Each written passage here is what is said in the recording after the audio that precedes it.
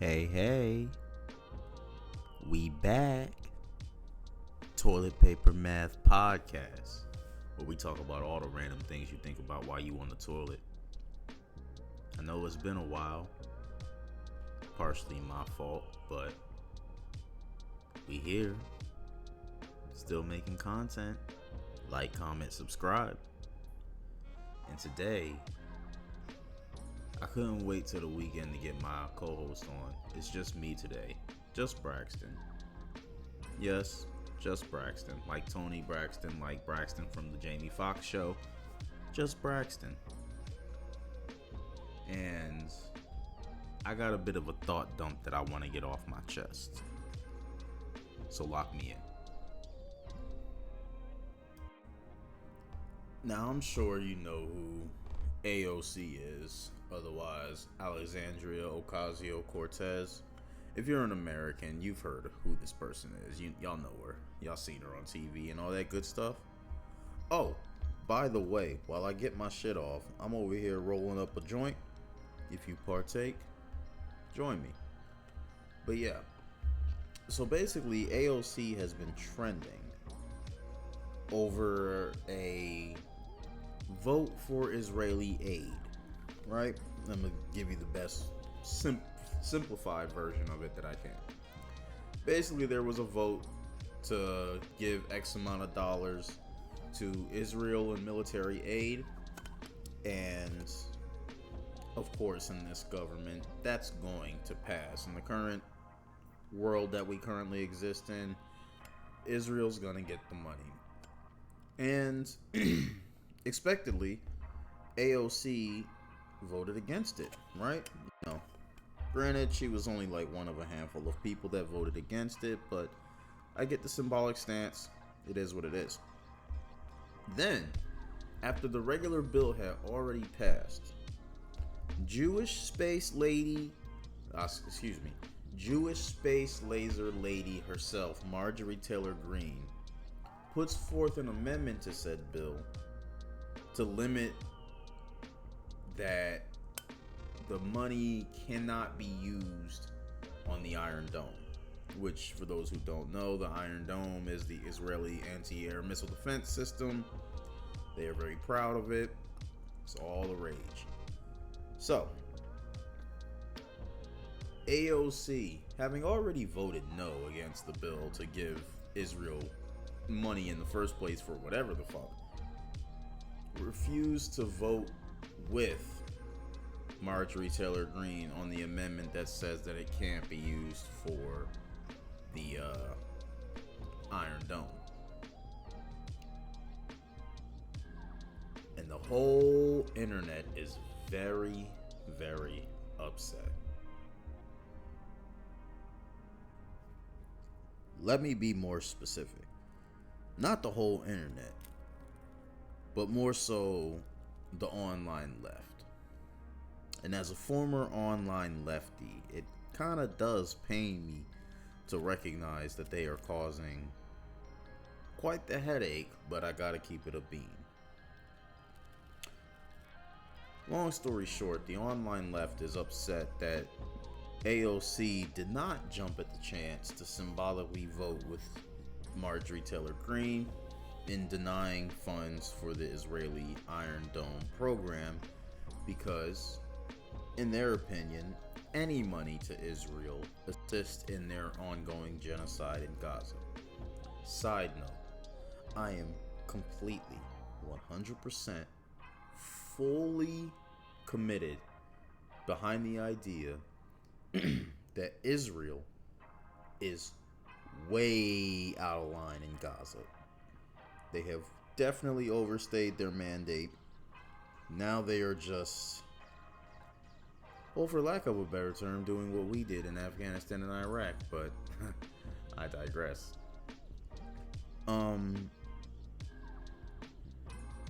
Basically, the online left, the Voshes, the Kyle Kalinskis, a good chunk of them, whatever lefty, if you are someone who subscribes to the moniker of online left, whatever lefty you follow probably has the same opinion as the as the group, your Hassans and whatever. But this whole situation gives me a very interesting question, because I can see valid points on all the sides.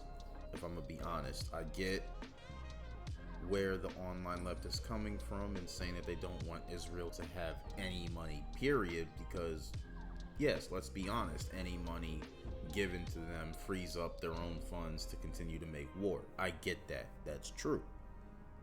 However, strategically, and this is going to sound kind of messed up, but it's like the core of my Israel-Palestine perspective. If the goal is to stop the killing and dying, I'm not interested in symbolism. I don't care if you stand up on a stage in America and say, no this, no that, I'm voting against whatever. If nothing meaningfully changes, I don't care. Sure, cool, he did the right thing, but if it didn't fix anything, I'm not impressed. Sorry. And with that sentiment, it leads me to ask a very specific and poignant question that I don't think a lot of people, left or otherwise, are ready to engage with. And that question is, are we putting our weight behind electoralism? Is electoralism still strategy number one, plan A, if you will? Because, and me personally, as in the words of Huey Freeman, as a retired domestic terrorist, how does it feel to be labeled a domestic terrorist? I'm retired. I'm gonna get in trouble for that. I want real change. I'm not particularly beholden to how said change comes, but as long as the change is for the positive, I want it. That being said, in Israel-Palestine specifically, there are a number of downstream scenarios that we can pontificate about, as well as far as Israel's right to exist and Israel's biblical standing and all types of stuff. Yes, I am a child of God, if that wasn't clear, but that's not what I want to get into. What I want to get into is, if we are throwing our weight behind electoralism, then why the fuck are y'all attacking AOC? One of the very few, I can probably count them on just my two hands, progressive lawmakers in the United States government at this current time. And y'all want to go against her? And if we're speaking strictly political viability, I understand why she did what she did. Vote against the bill. Yes, you are making a stance, a moral proclamation that you do not support Israel's ability to make war in Gaza. Cool. Also, I understand that if you want to be taken seriously as a lawmaker, and you also want to be seen as a friend to not only the Palestinians, but also the citizens of Israel, in an effort to form meaningful peace, it would behoove you not to go on record siding with the fucking Jewish space laser lady. Marjorie Taylor Greene, ironically, is probably the most honest and 10 toes Nazi in the American government. She hates Jews. And she will stand on that big box of business all day, every day. It's not a secret. Everybody has known for a very long time. So put yourself in AOC's shoes, and she, a person who has been advocating for peace in Israel, between Israel and Palestine, openly siding with the Nazi lady who thinks Jews cause forest fires. Whatever political capital she may have with moderate Democrats will be expended right there, right then. And like I said, if we are putting our money into electoralism, that's not smart. Moreover, and this is something that has happened for a very long time, and I'm gonna get a little sidetracked and maybe a little long-winded, but fuck it, I'm in the mood today.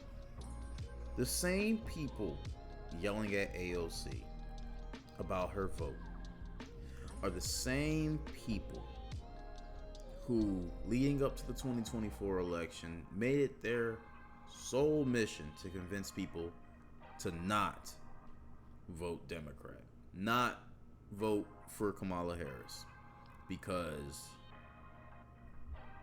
for some reason I don't understand the full logic behind this choice, but I guess because current Democratic norms would be to keep the situation in Israel as is rather than actually fix it, which is not good. I'm not sitting here and pretending like that's a desired outcome. However, the alternative is the guy saying he's going to ethnically cleanse Gaza and turn it into beachfront properties and a vacation resort. So it's like, I look at y'all and you got two choices. Locked you in a room, got you strapped to a chair, gun to the back of your head. And I'm just like, choose between the bowl of steaming hot shit and the tall glass of piss, and you sitting there with your hands tied behind your back. Don't ask me how it's supposed to work. I'm playing it in real time. But you sitting there with your hands behind your back, tell me you might as well fucking shoot, because I'm not picking either one. Okay, fair, but you can't get mad at the outcome. You chose not to choose the lesser of two evils, and now you over here crying because the war has escalated and people are dying more. And I get that you upset about that. I'm upset about that too. But me, as a pragmatic, I would hope to think relatively normal American, I recognize that if y'all are trying to do electoralism to get the Gaza situation situated, you can't be such a Puritan asshole every time your own representatives say something you don't 100% agree with.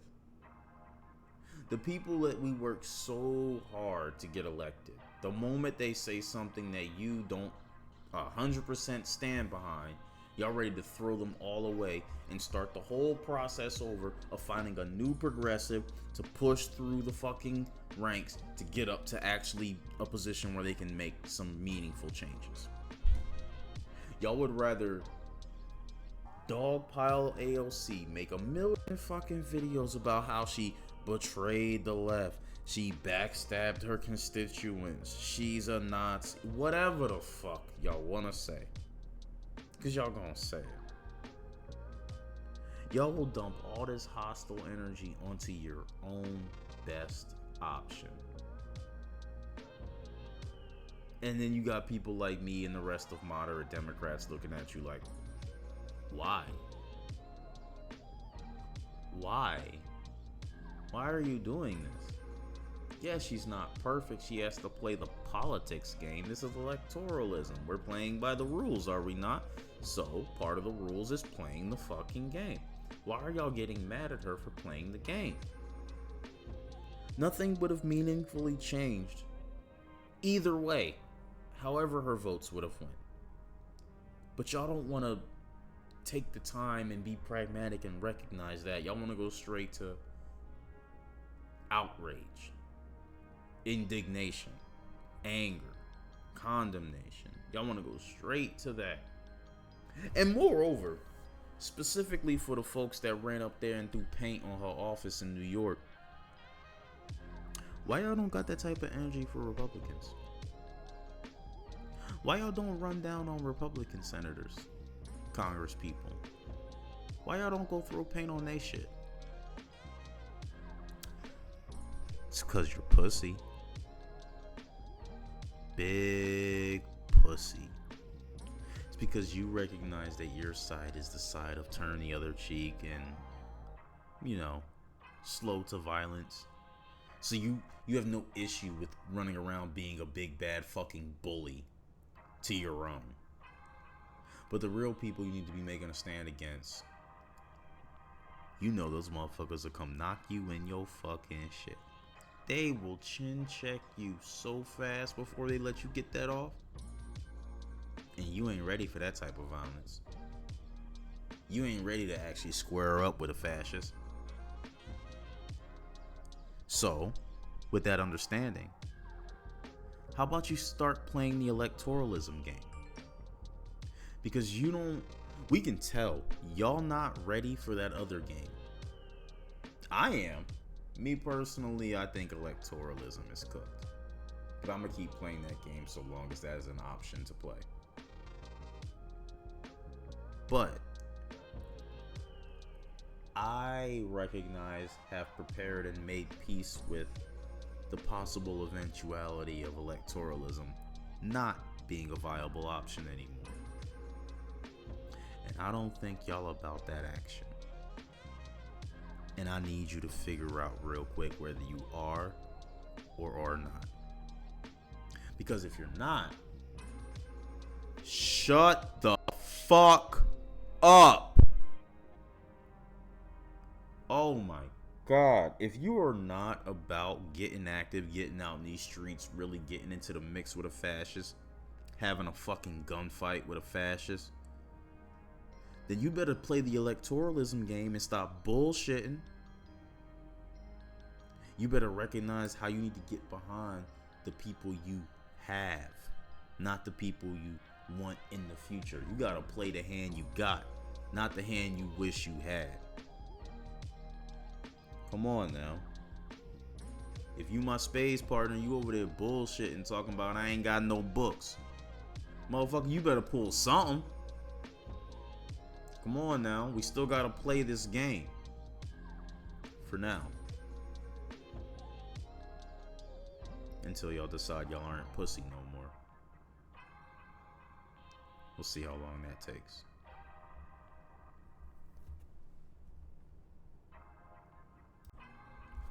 The most frustrating thing about y'all is it seems like you don't have a strategy other than your outcome.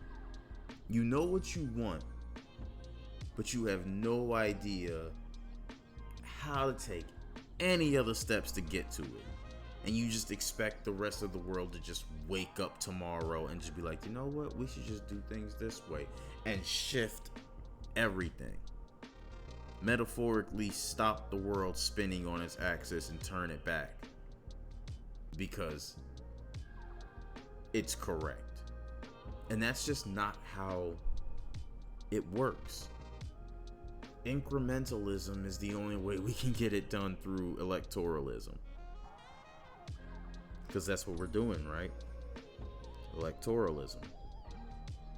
I need y'all to act like you know ball and get on the same page with everybody that's not trying to vote for Donald Trump right now. That's the mission. We anti-Donald Trump through and through. if you can't manage to pull the lever for the opposite of the Trump option because they said something you didn't agree with about Israel Palestine, you not trying to help Israel Palestine, and let's just be honest about it. Because, and that's another thing I want to get to. Why is there never any energy towards the UN? Like, I get that a lot of us are Americans, but not all of us are Americans. A lot of y'all on the online left are British or whatever the fuck. Why y'all not, instead of pressing the American government, why y'all not pressing the United Nations? Why is there no argument or outcry or scream or yell or beg for a blue helmet mission? You put blue helmets on the ground. That's like the universal, all right, if we keep shooting and we hit a blue helmet, we are forever the bad guys now. You know what I'm saying? But nah, we always reaching for these not readily tangible options instead of reaching for, like, what can we do right here, right now to get the firefights and the bombings and the artillery to stop tomorrow? That's the question we need to be asking ourselves. The immediate question is, how will we make Palestine free? That's not the immediate question. That is an important question. The question is not off the table. We're just not starting with that right now. We can't start with that right now. Trying to start with that right now makes you look very unserious to everybody else who's honestly trying to fix the problem. And y'all gotta do better. Damn, y'all gotta do better. I used to be so proud to be a lefty, and then just... y'all got real disgusting. Real stupid. Real stupid. Such a disappointment. Right at the height of your power, y'all want to throw it all away over petty grievances. Can't stand y'all.